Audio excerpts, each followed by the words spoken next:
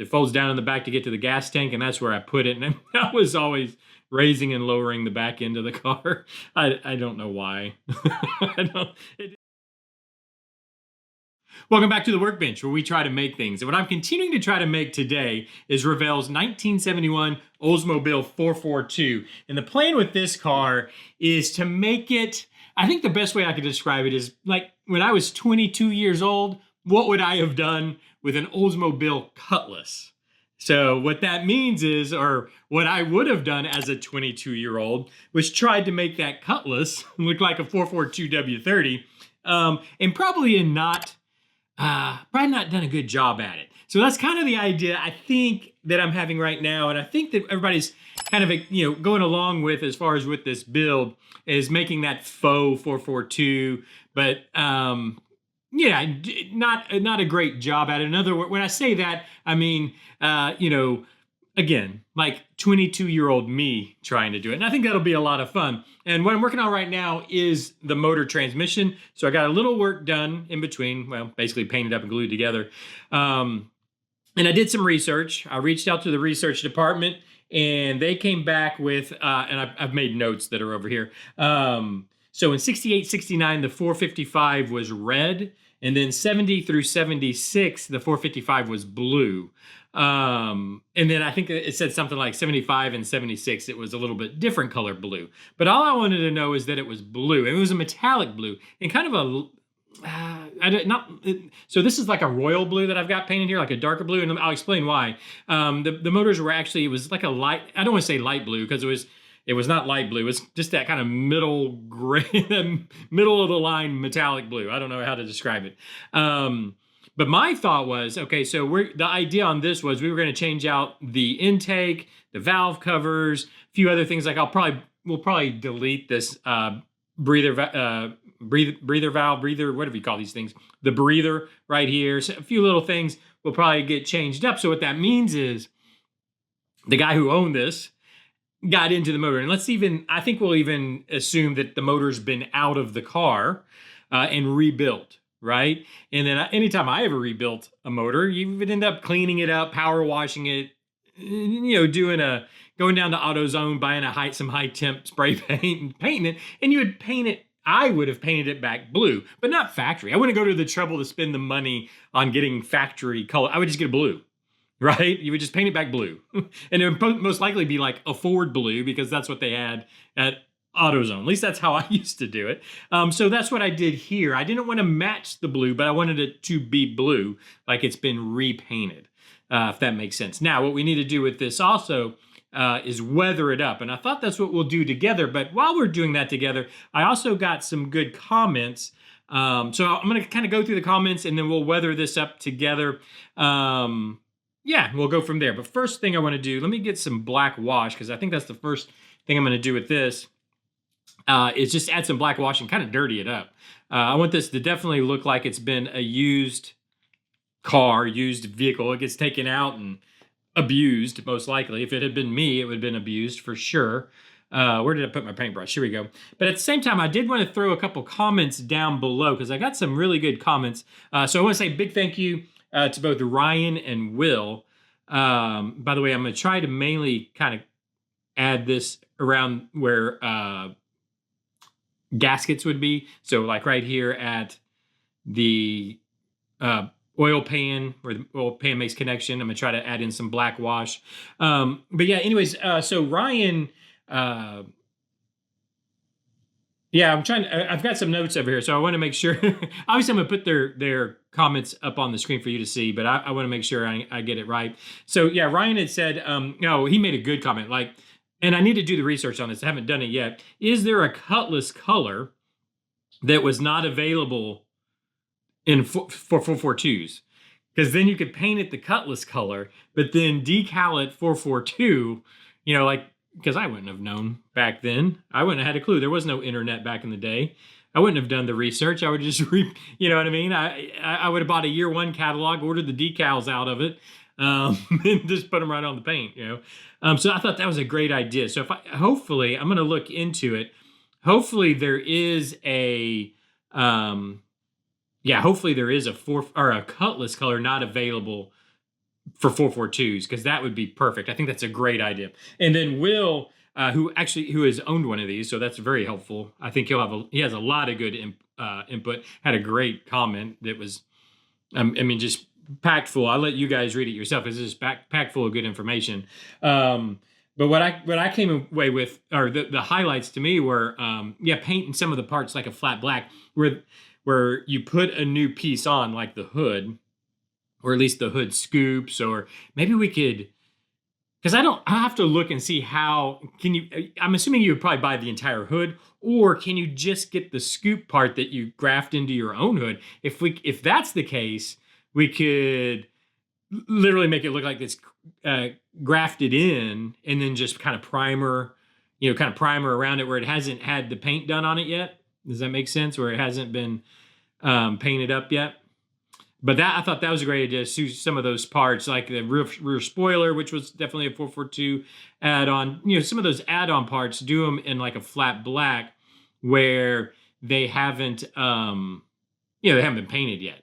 And I thought that was a great idea. Oh, and then he also, two other things he commented on was kind of raising the back like it has the air shocks on it, which I've replied to him. My Skylark I had back in the day always had a set of air shocks on it, and the bleeder valve, or not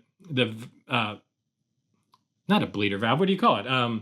It's not a Zerk. What do you the air valve, whatever you want to call that. I mounted it because I'm assuming this car does too. It has the license plate that folds down in the back to get to the gas tank, and that's where I put it. And I was always raising and lowering the back end of the car. I don't know why. It obviously didn't help any performance in the thing, but it made me feel better, I guess. So that was a good comment. But then he also was talking about the stereo, which is absolutely true. I think one of the comments he had was to mutilate the door cards, like where you try to shove a 6x9 into the into the doors, or those, or a 6.5 inch, I think was a lot of times what we'd put in the doors. The what do you call them? Like they were the 2-speaker kind of deal. It was a woofer and a tweeter all in one. And you end up mutilating your door card trying to get them in there. And I thought that was a good idea. So we could what I'll probably do is try to put some like 6.5s in the doors, and then in the rear package tray or the rear deck lid back there, do like 6x9s. I know that's what I always put back in there, were 6x9s in the rear package tray. I think that would be good too. So that makes sense. And I really appreciate, what I really want to say is I really appreciate the comments. It's a lot of fun to hear what the ideas you guys have. I think it's just a ton of fun to kind of group build a vehicle like that. So I really appreciate the input. I'm trying to just kind of dirty this up where I think it would dirty. Basically, I'm just putting in some black wash. Hopefully you guys can kind of see what I'm doing. And then I just use my fingers. You can use a rag or something, kind of wipe it back. And then that kind of leaves it in those low points. Let me get this in here now, like I said, this motor is going to get changed up a little bit. I'll be getting rid of this little bump. I don't even know if you guys can see it. This little kind of peg here, that's for the distributor. Well, I'll be putting an aftermarket distributor in it, so that'll be going away. This breather cap will probably be going away, because that's something that I would get rid of very quickly if I own the vehicle. It just doesn't look good. There's a little coolant hose right here that goes to the intake that comes from the water pump. We might replace that with I might just paint. I don't know. We'll see. It has to be there, especially if we're going to use the stock water pump, which I think is the plan.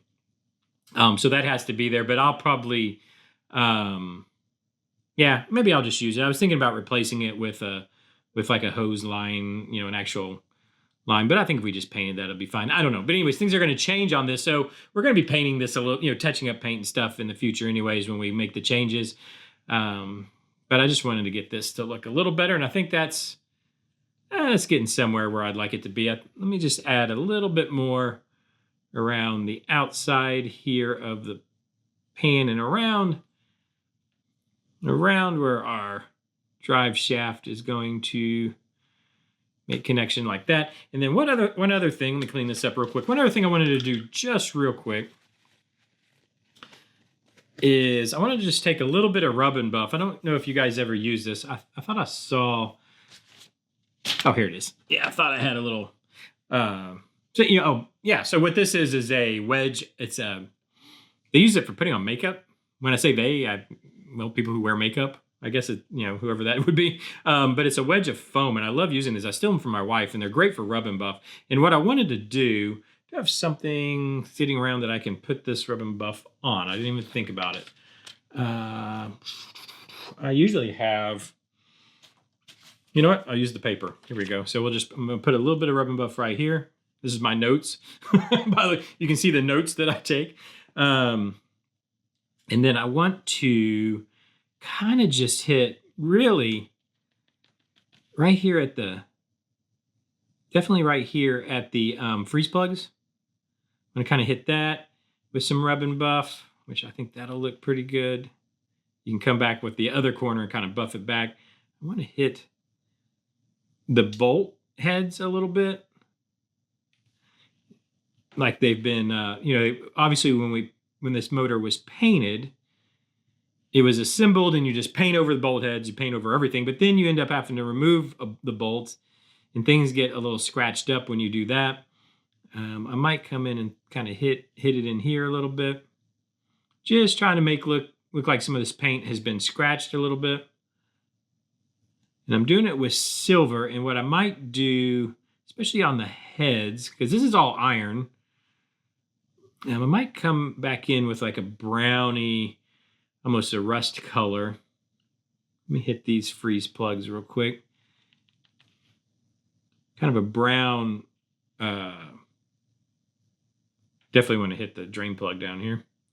That's been, that gets removed. But yeah, I might come back and hit it with a little bit of brown, maybe just to make it look like there's here and there just a little of that kind of brown cast iron, head color coming through. I think that's going to look pretty good. Hopefully you guys can kind of see that now it's starting to look. Ooh, I need to soften that up. It's starting to look like a actual used vehicle. And my transmission just fell off. So I might glue that back on too while I'm at it. But yeah, it's starting to look like a used motor now. Wow, that is disappointing. I don't think I let it dry well enough. Yeah, I'll glue that back on. But anyways, at least now the motor, it looks like it's used to me. I'll go ahead and touch this up just because I really do think we're going to remove this. But I'm going to hit it just for thumbnail purposes. But anyways, thank you for the comments. I really do appreciate it. Leave me the comments down below on this one if you would. Let me know what you think so far about the idea of the car and how it's looking. Yeah, let me know what you think. Hit that hype button if you would. Apparently that's a thing. It is definitely a thing now. I've been meaning to ask you to do it in the beginning of the video, but I forget. But so if you've watched this far, go ahead, please hit that hype button. I'm going to get this put back together. And then I know I'd said I was going to work on the F100 today. I think I'll probably do that tomorrow. I was just having a lot of fun with this. So I wanted to, I just kept kind of going at it. But yeah, so probably F100 tomorrow. Thank you for joining me. Hit the like button, subscribe. I don't know, do all those things everybody tells you to do on YouTube. And I'll see you tomorrow. Bye-bye.